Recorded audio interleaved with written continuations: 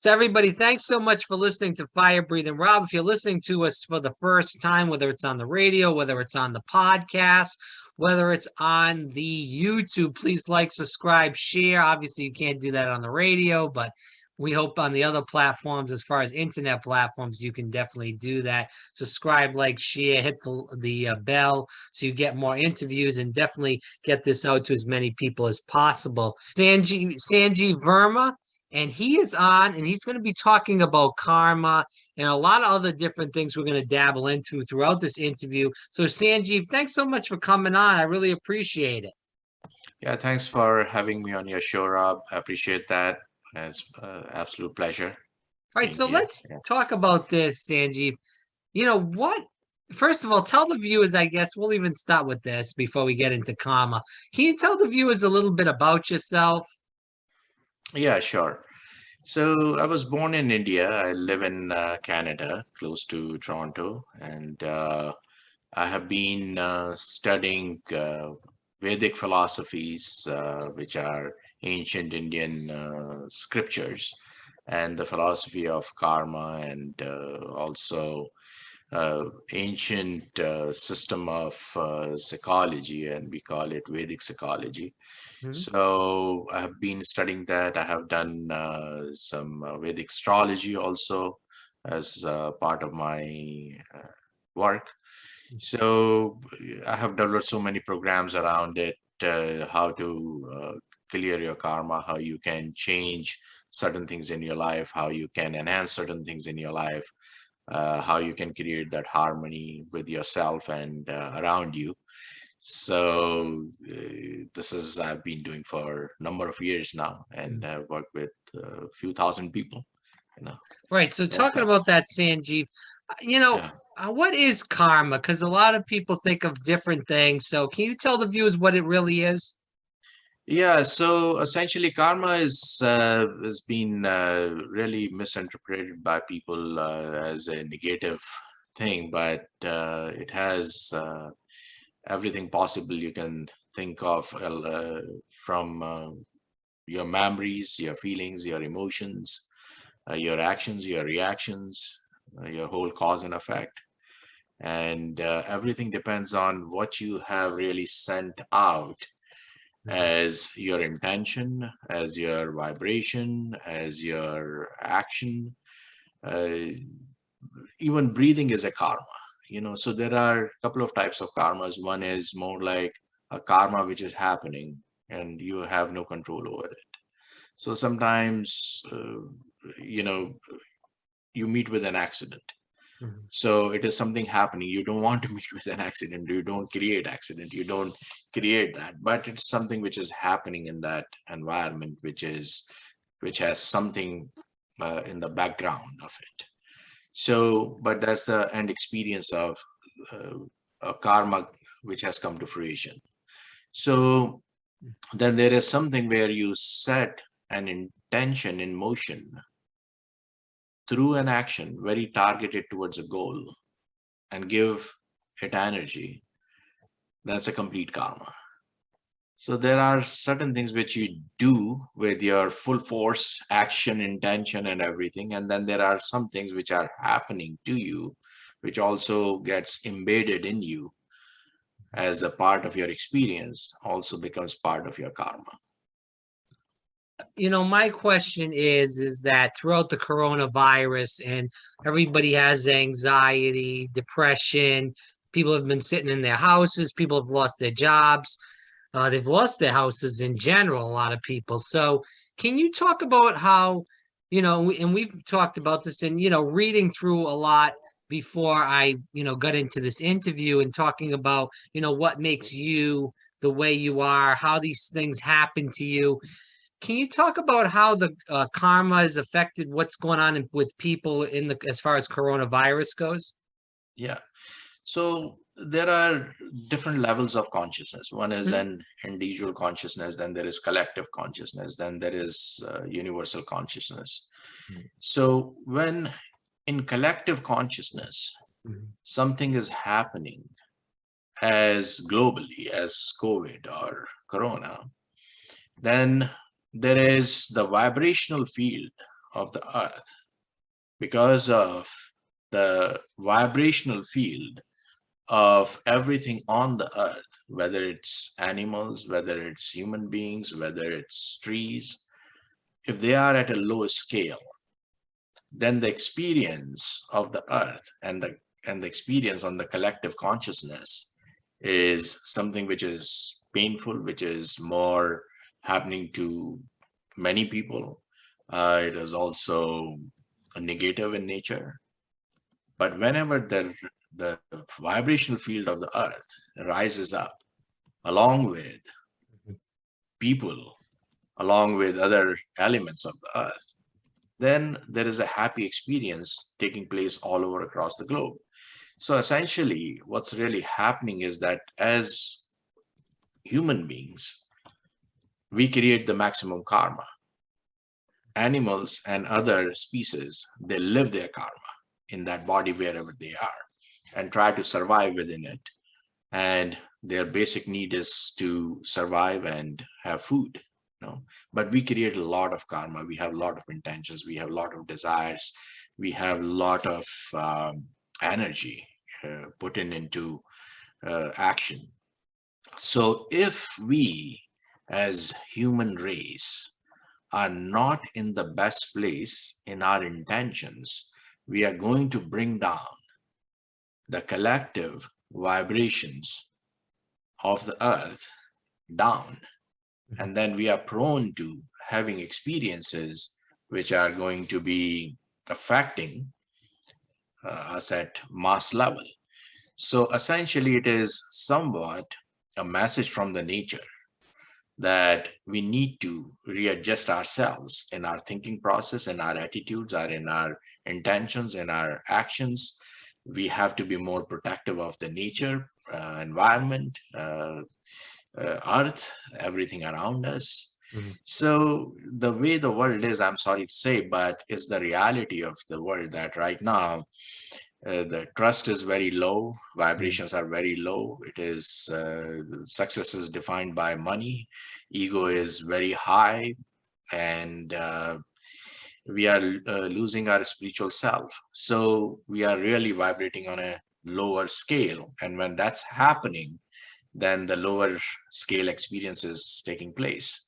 Now, with our logic, we would say, okay, it has happened because of the Wuhan, this whole thing, and it was a virus, it was, released or happened or whatever, so we are going to use our logic into it that, but if we use karmic principles are beyond logic actually.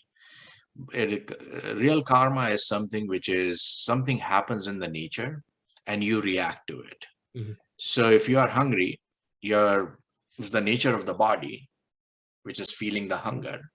Now you are going to eat something to fulfill that hunger, and that's your action. And how you're going to feed your body is going to depend on your nature, that what kind of food, how you're going to source it, how you're going to earn it, all that. So there's going to be a chain of it, a reaction to the need of the nature. So essentially, if you look at the scenario, it is something which is rising in the nature, and we are reacting to it, and it is somewhat attacking us. So it is karmic cycle going on, and in a bigger conscious level, at a collective consciousness level. Sanjeev Verma here on Fire Breathing Rob. He's a well-known karma coach. He's worked with a lot of celebrities. We're going to talk about that in a minute, but I do want to get into this since you brought that up. And, there is a lot of struggle in this world. Obviously, everything is at a low point right now. So how do we reclaim our 7 rights of consciousness? Okay, so essentially we are all born with these 7 rights of consciousness. I call them 7 rights of consciousness, but it is it's something we are born in with, but somehow we have lost touch with that. So I say first right of right through our consciousness is to survive. If you look at anything around you, everything is trying to survive. And we have more survival skills, and we have accumulated those skills through, if I go through based on Vedic Oh, hold on. scriptures. Something's going. My computer totally froze. So Uh-oh. hold on. I can't do anything. Hold on. My computer totally froze. Karma going on, eh? Yes, it says not responding. Hold on, it's gonna kick back in a second. Just give me 1 second Do to you find edit out. in the Yeah. I'm gonna. okay. I don't know what the heck's going on. I got so many windows open, and I think we finally solved the problem. Okay, we're good. Okay, I'm sorry. Go back to what you were saying, if you even remember at this point. Yeah, definitely. So coming back to 7 rights through Right. your consciousness. So first right is to survive. And if you look around, everything is surviving. Whether it's a small little ant, or whether it's a little bacteria, or it is an animal, or it is a plant or a tree, everything is in the survival mode. Everything is trying to survive. And we have better survival skills. We have a better survival intelligence Right. based on Vedic principles. They say a human soul comes in a human body after going through 8.4 million different species, and collects the pieces of intelligence from each species it has gone through to reach to the point of this uh, higher intelligence of a human being. Mhm. And that's where we are ruling the planet. So survival is one of them. Then right to create. So we are creative beings. We create our world. We create our karma. We create our children. We create everything. We are constantly creating. We are creators. So we create it. We try to sustain it, and at certain point of time, it's beyond our control, and it can be uh, destructed, or Mhm. get destroyed by itself. And has happened to us many times before that. It has gone full cycle. Everything is gone and then rebuilt. So looking in the body, we are creating, constantly creating cells, and then they are dying, and then recreating and sustaining, and dying. So that cycle keeps going on. The other one is the right to abundance. So everything on the planet, we have a right to the abundance of it, and it's in plenty of air, plenty of water, plenty of everything, plenty of grain, food, whatever we want. But if the equation of the government and the control and the politics has been taken out, then nobody should be hungry. Really, everything is really in abundance for us. So it's really available, but sometimes we just are not able to, and that's unfortunate part of it. Right to love and be loved is another one. And we are love beings, and our basic nature is love. That's why we are always looking for love, though we are not connecting with our own core source of love, and looking for it outside. So I always say that when two people, they come together looking for love in each other, that means they don't have it. And when they don't have it, they can't have it unless they tap into their own self and fill themselves with love. It's just like two beggars coming in front of each other looking for money in each other's pockets. It will never happen. So right to health, we are supposed to be healthy beings. Our bodies are perfect. Our mechanism is perfect. Our whole organism is perfect. Everything is so perfect and profound in us. It's really amazing and astonishing. But somehow we mess that up also. Another right is right to happiness, and we are in the pursuit of happiness, though we are born with happiness, and we do everything out there which spoils our happiness instead of having that happy, joyful ride all the time. Then the right to spirituality. We are spiritual beings. That's why we call it spirit. Um Spirit is our key identity. Everything else is the outer layer of the spirit. So we are spiritual beings, essentially, but we have limited ourselves to just being human beings because we are not having the experience of our own spirit. So these are the seven rights through our consciousness we are born with. So when we get back into that and we connect with that, then there's no struggle of survival. There is no issue in creating anything in life. There is no issue of abundance. There is no issue of love. There is no issue of happiness. There is no health issue, and there is no spiritual stress or shortcoming. Mhm. So there are ways to enhance that and live your life to the fullest. So the key to whole of that in a very short way I can say is that connecting with your own core, which is your soul and spirit, you can enhance all rest of them. Yeah. So Sanjeev, I want to talk about the app. So you do have that app out, and I'm gonna botch the name, so I'm gonna let you talk about it. But Yeah, yeah, but if you could just talk about it and how people can get it and what they yeah, would get out of the app in general. sure. So the name of the app is Ananta, which means limitless self. Okay. ANANTA